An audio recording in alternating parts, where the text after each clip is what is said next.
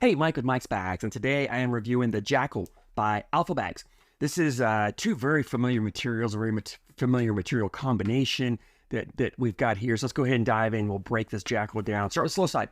This is the Surefire material, but it's the reverse of it. It's the opposite side of what Lucky uses on a Surefire. Same side you find on the Typhoon, the All Slides 2.0. It's the softer side. I think of it as the softer side of that Surefire material. I kind of think I like this side a little bit better. To me, it plays about a 5-speed in most conditions, at least dry conditions.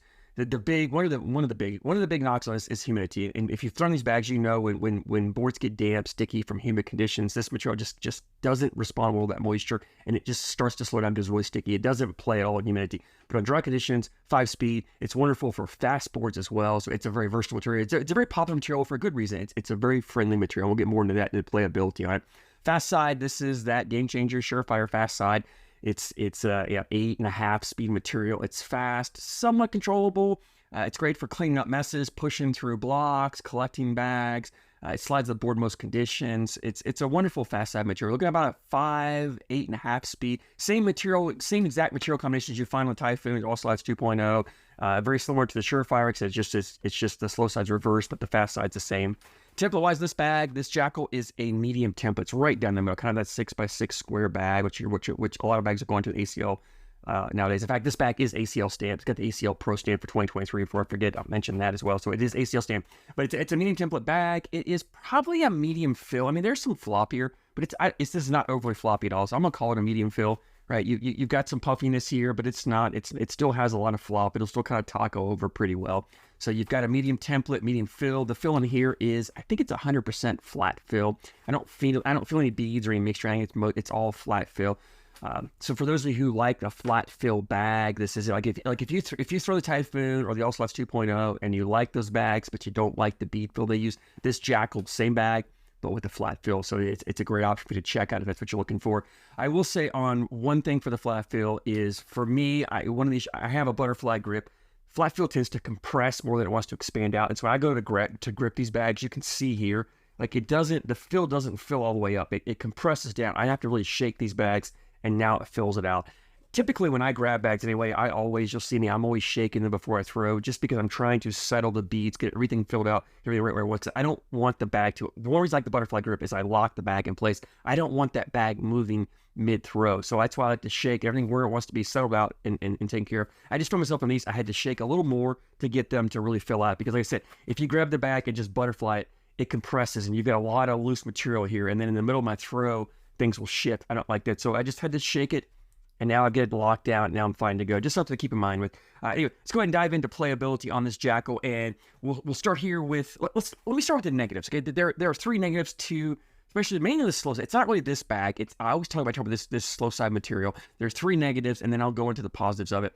The negatives, one, I mentioned the humidity, right? When boards get sticky, damp from humidity, this material just doesn't play. The second one is this material has a kick to it. It wants to grab, it wants to kick. So if you have a little bit of if you don't have a perfect flat bag, a little bit of a tilt one way or the other, it's going to kick.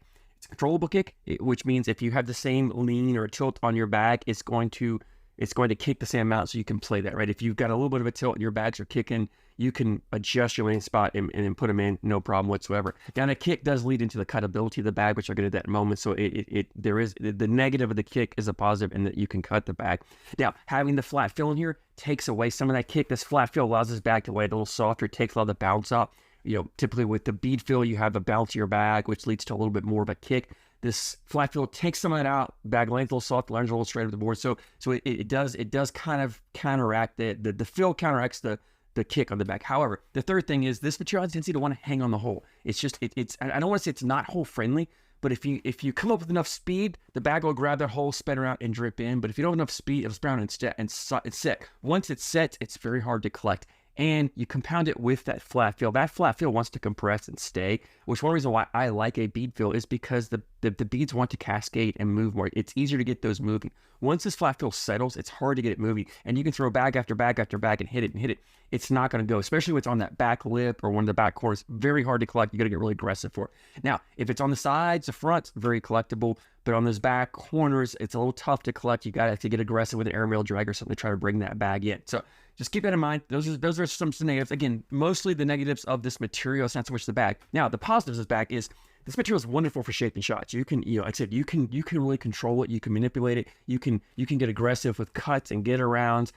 This is a bag that you can control and throw blockers up there. You can really put bags kind of where you want to. Play a dirty style game if you want to, especially when boards start to slow down. You can really control where you're putting this bag, and you've got a fast side material that you can come through at the end, clip the bag, take it in. These bags don't accordion up that much. I talk about floppy bags you got to collect, to be careful because sometimes they'll accordion. There is a little bit of accordion here because the bags have a little bit of flop, a little looseness, but I didn't have an issue collecting these bags. If you clip a corner, they were pretty much going to go in. I had no problem collecting them, especially when they were hanging at kind of on the front corners. I could go after them because you have the ability to cut. If there's a bag hanging on the side of the hole on your opponent's side, you can come with a cut, come across, collect it, and pull it in. I think I might have had a time or two where the bags, when I went to it, they would bunch a little bit, but because they're not that full, I never had these bags actually clog the hole on me. They would go in, so I never worry about it clogging a hole in this. Very collectible. They're very controllable as far as cuts. Probably not the best bag for flopping and rolling because it is a softer landing bag. It doesn't have that natural bounce to it. Again, if you're a rollback thrower, you can roll any bag. But for the average to below average rollback throwers, this is not a great bag to learn or to try on. You want to bounce your bag before you start going to one of these. But if you've got the right back load, you could obviously roll this bag.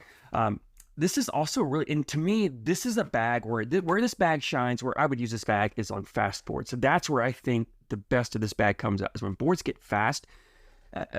One, it takes away the kick a little bit. Faster boards, this bag doesn't kick as much. Two, faster boards, this bag doesn't have a tendency to want to hang as much, right? Because there's less friction on the board. So as the bag, it wants to drip in more, a little easier to pull in, a little easier to collect. Plus, this material is still pretty controllable even on fast boards. So if you're a fast bag thrower, you're throwing, you throw a Pro Sniper or a Viper or something, one of those faster bags, and boards start getting a little too fast, a little much for you to control. If you drop down something like this on this Jackal, this is wonderful for playing those fast boards because you can still control it. You can definitely run this hole for hole, and for the most part, you're not have to change your game style. It's also great for your carpetbag players when boards get a little slower, maybe than and your carpets are sticking a little bit. You can pull this out. You can still play your dirty style game, but with a little bit faster bag, so to speak. So it's that great kind of mid-speed bag, which is why this bag's so popular. That 5-speed slow side is kind of a sweet spot for so many players, and it's a wonderful material. I mean, you've got your negatives, but every material has its negatives. This is a wonderful bag. I had a blast throwing this. It's great for playing a different style games. It's great for blind draws, because if you want to play a dirty style game, which your opponent wants to go hole for hole, you can do this, or vice versa. You can do both with it, and it does both really well. So I think it's a wonderful all-around bag. And again, if you like the Typhoon, you like that All Slots 2.0, you like the way those bags feel, but you don't like the bead fill, this Jackal has that flat disc fill, or that flat fill in there, so it gives you those materials that seems to play, but you take the bead, you take the bounce out. So definitely check it out if that's what you're looking for. Moves me to availability. Alpha has a website, alphabagscornhole.com. I hope I got that right. I'll put a link in the description to make sure I got that right. Alphabagscornhole.com. When I went in there, look, just before I recorded this, they had these bags in stock. And they actually had them on sale. I think they were regularly $85 for a set. They had them on sale for $70, plus it was free shipping on that. So $70 for an ACL stamp bag like this, high quality bag, it's a great deal. I mean, it's one of the better deals you're going to find out there. So definitely well worth the price tag. Go check them out if you haven't. If you have thrown these Jackals or thrown some Alpha bags, I'd love to hear your feedback on them. This is the first Alpha bags that I have actually reviewed. I'm looking to get some more down the road. So I'd love to hear your feedback on these Jackals or what other Alpha bags you want me to review. But I thank you guys so much for support, and I thank you for watching.